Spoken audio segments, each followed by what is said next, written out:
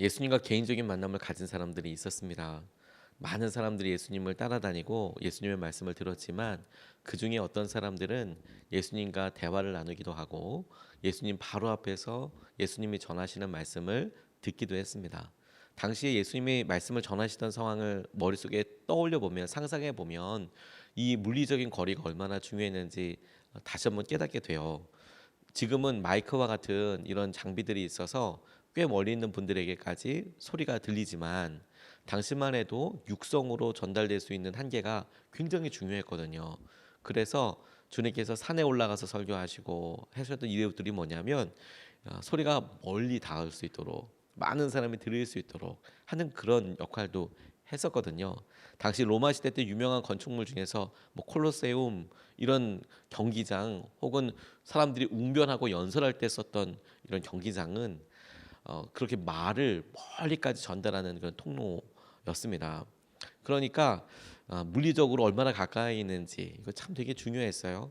그래서 많이 와서 설교를 듣는다는 것도 의미 있지만 직접 얘기하고 내 안에 궁금증, 내 안에 있는 여러 생각들을 알려드리고 따라 듣는 것 이거 굉장히 중요했어요. 오늘 예수님을 만난 사람 중에서 이 마르다와 마리아는 나사로와 남매지간이었습니다. 그래서 친밀했었습니다. 상황을 잘 알고 있고 아마 설교도 많이 들었을 거라는 생각이 들어요. 그런데 마르다와 마리아가 각각 예수님을 자기의 집으로 모시고 그리고 어떻게 대했는지 그게 사뭇 달랐습니다.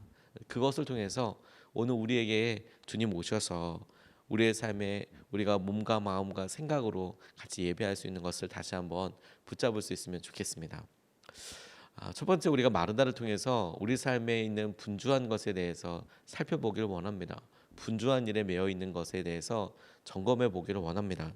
38절로 40절까지 말씀에 그들이 길을 가다가 예수께서 어떤 마을에 들어가셨다. 마르다라고 하는 여자가 예수를 자기 집으로 모셔드렸다. 이 여자에게 마리아라고 하는 동생이 있었는데 마리아는 주님의 발 곁에 앉아서 말씀을 듣고 있었다. 그러나 마르다는 여러 가지 접대하는 일로 분주하였다. 그래서 마르다가 예수께 와서 말하였다. 주님, 내 동생이 나 혼자 일하게 두는 것을 아무렇지 않게 생각하십니까? 가서 거두어 주라고 내 동생에게 말씀해 주십시오라고 이야기하고 있는 장면입니다. 이 마르다와 마리아 함께 있었던 예수님 이 대화를 우리가 묵상하고 생각할 때 마르다가 열심히 주님을 위해서 무언가 하려고 했던 것 자체를 폄하해서는 안 되겠다는 생각이 들었습니다. 주님을 위해서 누군가 해야 될 식사 준비, 누군가 해야 될 여러 일들은 참 소중한 일이에요. 그래서 우리가 이분법적으로 나눠서 말씀 듣는 게 더 중요하고 그리고 일하는 거는 그 다음이야 이렇게 생각할 게 아니라 예수님을 위해서 그가 정말 열심히 준비하고 예수님을 위해서 뭔가를 하려고 했었죠. 그 마음은 참 귀하다고 싶다니까요. 그래서 마르다가 아마 정말 최고의 음식과 최고의 대접 접대를 하기 위해서 정말 노력했을 거라고 저는 의심하지 않고 받아들입니다. 그랬을 거예요. 왜냐하면 저희들도 그렇다시피 명절 때 보면 좋은 손님, 그러니까 귀한 손님, 오랜만에 오시는 분들 있으면 할 일이 좀 많아지지 않습니까? 그냥 옆에서 같이 잘 아는 사람이 이렇게 와서 커피 한 잔하고 가는 느낌과 1년에 한 번씩 오시고 이런 분들 올 때마다 뭔가 좀 신경 써야 될 규모가 조금 달라지잖아요. 예수님이 집에 오셨어요. 그러면 그 일에서 여러 일들을 살피고 있는 언니의 입장에서 당연히 챙겨야 될 일이 많겠죠. 그거 자체에 대해서 주님이 무엇라고 이야기하는 것은 아니라는 생각을 하게 됐습니다. 그리고 나서 이 상황을 꼼꼼히 묵상해 보고 지금 어떻게 이야기하고 있는지를 살펴보게 됐었어요. 동생이 주님 앞에 말씀을 듣고 있는 것을 봤습니다. 그리고 주님께 말씀드려요. 저는 이 장면이 되게 특별하다고 묵상하면서 깨닫게 됐어요. 지금 분주하고 바쁜 일이 있어서 예수님을 위해서 무언가를 하고 있죠. 그러면 그 일을 도와주기를 원하는 사람은 마리아잖아요.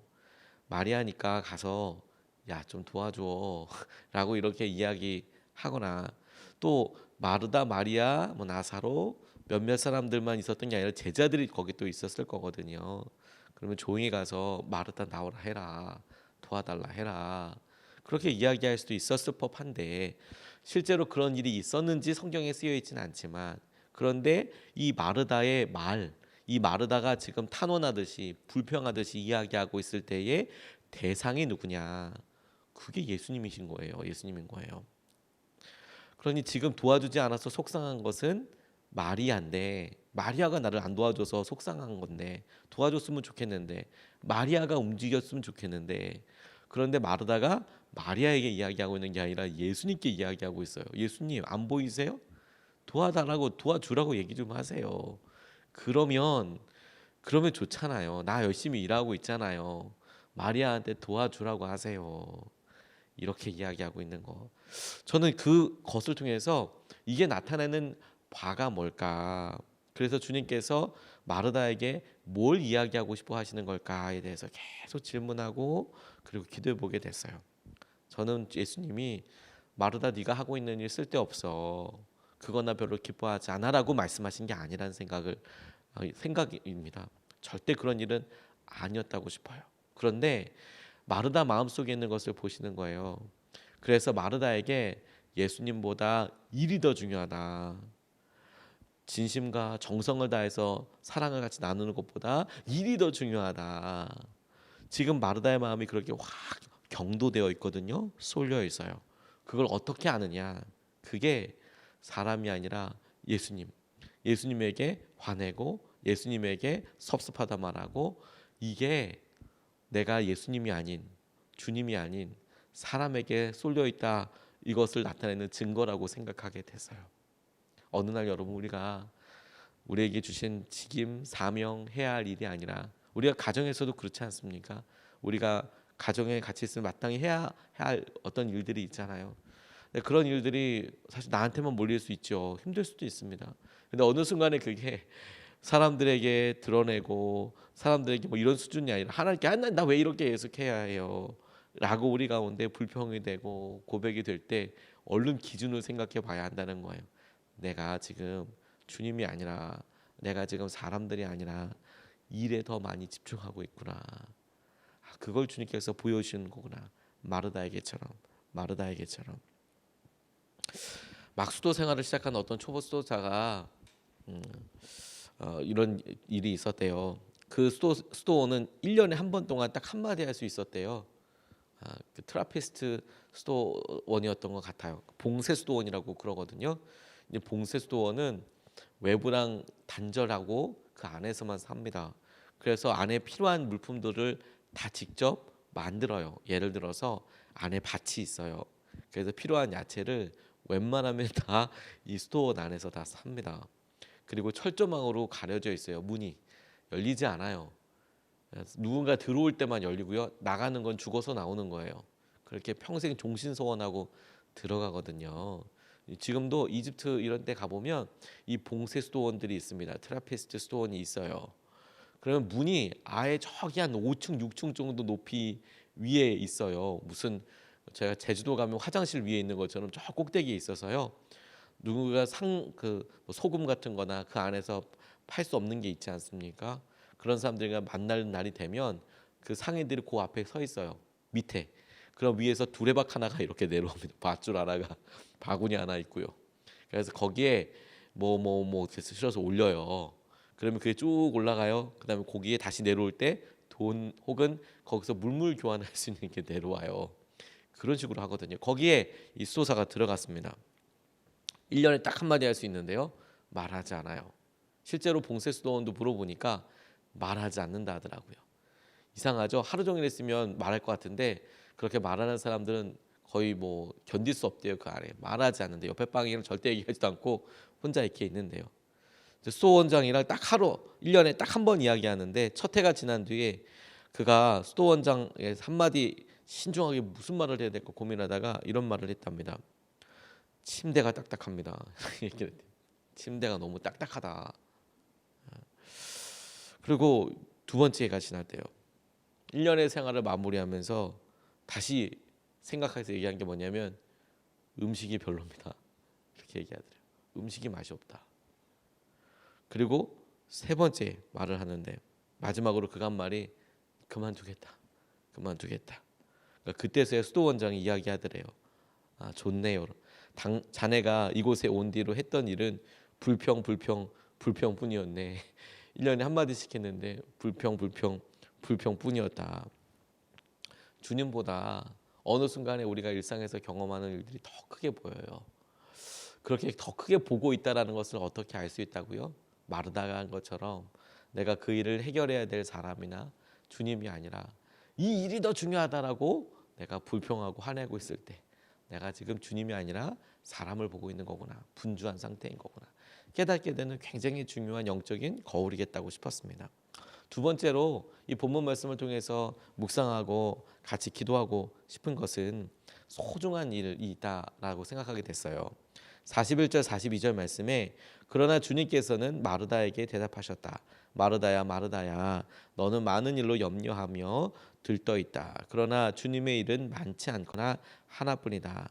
마리아는 좋은 몫을 택하였다. 그러니 아무도 그것을 그에게서 빼앗지 못할 것이다. 이렇게 말씀하셔요. 많은 일로 분주했답니다. 근데 주님이 그렇게 많은 일로 분주한 것을 원치 않으신다고 말씀하세요.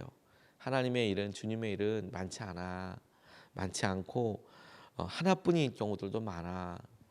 주님께서 소중한 일에 집중하라고 하는 권면이라고 붙잡았어요. 너의 삶에서 이루어야 될 게 그렇게 많지 않다. 아주 적거나 하나야. 너 그걸 알고 그걸 했으면 좋겠다. 이게 우리 각자에게 주님께서 도전하시는 거라는 생각이 들었습니다. 이걸 다 획일적으로 무조건 주님 앞에서 다 직장 포기하고 다 신학교에 가서 말씀을 듣고 공부를 하고 이런 것은 아니라는 생각이 들어요.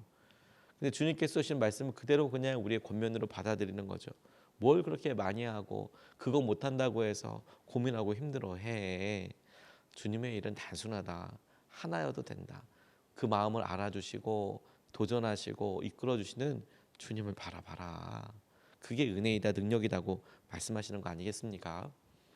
오늘 이 예수님께서 말씀을 전하셨던 모습을 살펴보면 특별하게 학자들이 이야기하는 그런 부분과 상황이 있어요.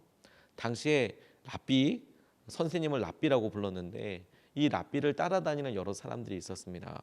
근데 이 랍비의 제자들 가장 가까이서 랍비와 함께하는 수제자격이나 이 제자들 12제자들처럼 그런 제자들은 항상 랍비의 발 아래에 있었대요. 그 말이 무슨 말이냐면 아까도 말씀드렸듯이 물리적인 거리가 되게 중요했다고 말씀을 드렸잖아요. 목소리가 안 들리니까요. 그래서 이 제자들이 심지어 말씀을 전할 때 어떤 역할도 할 때가 있었냐면 예수님이 말씀하세요. 그러면 이걸 듣고 제자들이 가서 얘기해 주는 역할도 했어요. 사람이 많잖아요. 그러니까 가까이서 들었거든요. 예수님 가까이 있다는 이야기는 제자란 뜻이고 특별히 이렇게 말씀하실 때 그의 발 밑에 앉아 있었다라는 것 자체를 보고 다른 사람들은 어떻게 생각하냐면 저기 앉아 있는 사람들이 제자구나. 예수님의 최측근이구나. 이렇게 생각했다는 거예요. 그런데 지금 마리아가 어떻게 하고 있습니까? 예수님의 발 밑에서 말씀을 듣고 있어요. 그걸 보고 학자들은 어떻게 더 설명을 하냐면 마리아가 예수님의 제자로서 그렇게 활동했나 보다. 그리고 예수님도 그것을 당연하게 받아들였나 보다. 이렇게 해석하는 사람도 있더라고요. 전 되게 재밌는 해석이라고 생각하게 됐어요. 그냥 가까이 있다고 해서 아무나 예수님 발밑에 앉아 있었던 게 아니고요. 거기에 앉아 있는 사람들이 정해져 수밖에 없었거든요. 사람이 많으니까. 그런 의미에서 이 마리아가 지금 예수님의 제자로서 행동했고 예수님도 그것을 잘 받아들이셨다. 그대로 받아들이셨다. 근데 분주한 마르다는 지금 이 집 주인으로서 예수님을 대접할 생각을 하고 있어요. 그래서 분주하고 바쁘게 지나가요. 이 일을 통해서 드러나는 게 뭐냐면 일종의 위계랄까요? 위계라고 표현하니까 누가 누구보다 높다가 아니라 마르다 주인, 예수님 손님 이렇게 딱 드러나죠. 집에 오면 밑에 뭐 쓰레기라도 있고 그러면 그거 누가 주워요? 주인이 주워요. 분주해요. 그러니까 마르다를 통해서 막 분주하게 바쁘게 막 일어나요. 누가 주인이에요? 마르다 주인이에요. 그래서 예수님 가만히 앉혀놓고 자기가 바빠요. 근데 마리아 둘째 동생 마리아는 전혀 달라요. 마리아도 그 집 주인이잖아요. 예수님 모셨어요. 누가 주인이에요? 예수님이 주인이에요. 그리고 마리아가 그 발밑에 있어요. 예수님이 거기에 주인이시고 자기는 예수님의 말씀을 들어요. 여러 일들 중에서 예수님께서 마리아 이야기하시며 많은 일들이 있지. 그 중에서 누구나 다 한 가지 선택한단다. 그런데 마리아가 선택한 것이 좋은 거, 다른 것보다 더 좋다라고 생각하기보다 마리아는 그거 좋은 거 선택한 거야. 그러니까 너 그냥 이거 놓고 뭐라 하지 말고 같이 뭐 주님을 바라보는 삶을 살아라. 이거 참으로 소중한 기억이라는 생각이 들었어요. 예수님을 닮아가고 예수님을 붙잡게 되고 내가 우리 삶에 주님께서 하신 여러 일들을 생각하게 되는 것을 우리가 보게 될 필요가 있겠다고 싶습니다. 대전의 산성교회를 담임하시는 지성원 목사님이 예전에 오셔서 이런 말씀을 나눠주셨어요. 제가 되게 인상 깊었습니다. 지성원 목사님이 오셔서 본인이 대학교에 있을 때 친구들과 함께 여름에 놀러 갔던 이야기를 이렇게 하시는 거예요. 젊었을 때니까요. 친구들끼리 야 놀러 가자 어디 갈까? 휴가는 무조건 바다 이렇게 생각을 하셨대요. 그래 바다 가자. 그래서 바다에 갈 만한 필요할 만한 걸 다 그분 표현에 의하면 다 때려 넣고 배낭에다 다 때려 넣고 그리고 친구들끼리 이렇게 기차역에 모였대요. 모여가지고 이제 가자 이렇게 얘기하는데 사실 어디 뭐 딱히 가겠다 이런 것보다도 동해 가자 이런 느낌으로 모였답니다. 근데 모이고 나면 꼭 그렇잖아요. 딴 데 가면 어떨까 이렇게 얘기하는 사람이 있잖아요. 뭔가 딱 정확하게 예약을 하거나 어디 뭐 이런 게 아니라 모였는데 동해안 가기로 다 모였는데 야 그러지 말고 우리 지리산 가자 이렇게 또 의기투합했대요. 남자들끼리. 그래 뭐 어차피 짐 싸가지고 나왔으니까 지리산 가자. 그래서 지리산에 가셨대요. 휴가니까 그래 같이 우리 며칠 동안 이렇게 짐 싸가지고 어차피 나왔으니까 아무것도 모르니까 그런 생각을 했나 보죠. 그래서 산자락 밑에 있어서 이제 올라가려고 젊고 체력이 있으니까 야 우리 이제 산에 올라가서 같이 그 바닷가에서 코펠도 갖고 오고 막 그래서 했으니까 이제 놀러 가자. 그랬는데 처음에는 그냥 등산 코스처럼 살살살살 걸음만 했는데 점점 올라가니까 너무 힘들어지더래요. 그리고 이제 조금씩 올라가니까 이제 등산객들 올라가는 그런 조금 작은 길, 넓은 트레킹 할 수 있는 길이 아니라 점점 작은 길이 생기면서 너무 불편해지랍니다. 잠깐 쉬는 시간이 이렇게 있어서 쭉 따라 올라가는 등산대를 따라서 이렇게 뒤에서 따라가는데 헉헉대다가 따라 나왔는데 그렇게 쉴 때 배낭에서 나오는 물품 자체가 다르더래요. 뭐가 다르냐? 자기들은 다 음식 해먹으려고 코펠 나오고요. 바닷가 간다고 생각했으니까 바닷가에 물 많잖아요. 그러니까 코펠 해먹을 수 있는 막 이런 종류밖에 없는데 이 등산하시는 분들은 앉아가지고 딱 꺼낼 때 보니까 다 초코파이, 오이 이런 게 나오더라는 거예요. 그게 자기들 뭐 먹어야 되는데 그 산에서 이 코펠 끼고 막 이렇게 지금 잠깐 쉬는 시간에 라면 끓여 먹고 이렇게 할 수가 없잖아요. 그래서 배고픈데 가만히 있으니까 이 등산객들이 자기들이 조금 하나 두 개 더 싸운 거 그것 가지고 초코파이도 나눠주고 오이도 나눠주고 그러더래요. 그게 차이가 있더래요. 그리고 조금씩 올라가니까 해가 뉘엿뉘엿하니까 또 차이가 뭐냐면 이분들은 잠바 같은 게 조금 위에 있는 헛잠바 이런 게 막 나오고 그러는데 자기들은 꺼내니까 수영복 나오고 입을 수 있는 옷이 없더라는 거예요. 젊음에 이제 바닷가 갈라 했으니까. 그리고 또 계속하다 보니까 이분들은 배낭 자체가 가늘고 위로 쭉 올라서 얄쌍하게 이렇게 쫙 올라가는데 이분들은 이게 뭐 넓어가지고 이 젊은 사람들은 일단 다 때려 넣는 게 목표였기 때문에 가방에 이게 뚱뚱해가지고 나무 가지들마다 다 걸리더라는 거예요. 너무 힘들고 어렵더라. 그런 이야기를 이렇게 쭉 이야기하시면서 자기가 산 이렇게 타고 그리고 그때 그분들이 너무 잘해주셔서 산을 너무너무 좋아하게 됐고 그 다음부터는 자기도 이렇게 산에 갈 때 따라서 하게 되더라. 일단 산에 간다 그러면 배낭 바꾸고 챙겨야 될 거 다르고 코펠 같은 거 다 빼고 그런 조리 도구 다 빼고 자기도 오이나 혹은 초코파이나 간단하게 먹을 수 있는 간식 같은 거 준비하고 하나 두 개 더 여분 준비해서 가게 되더라. 그런 설명을 하면서 제자에 대해서 이야기하시더라고요. 제자는 어려운 거 아니고 배우려는 사람이고 닮으려는 사람이고 자랑하는 사람이더라. 자기가 자연스럽게 그 산에 오르는 등산객들 가면서 배우려고 하고 뭐라도 어떻게 닮아가려고 하고 그 일을 계속 나누고 있듯이 예수님의 제자도 그런 사람이더라라고 이렇게 이야기하시더라고요. 주님이 우리 집에 오시고 우리 삶에 오시죠. 무엇이 제일 소중한 일이라고 할 수 있을까요? 그분과 함께 그분에서 따순 밥 하는 것도 너무 소중한 일이겠죠. 그런데 여러 일이 아니라 내가 주님을 위해서 예배하고 주님께 드리는 그거, 이게 진짜 소중한 일이라고 싶어요. 오늘 우리가 그 마음을 놓치지 않았으면 좋겠습니다.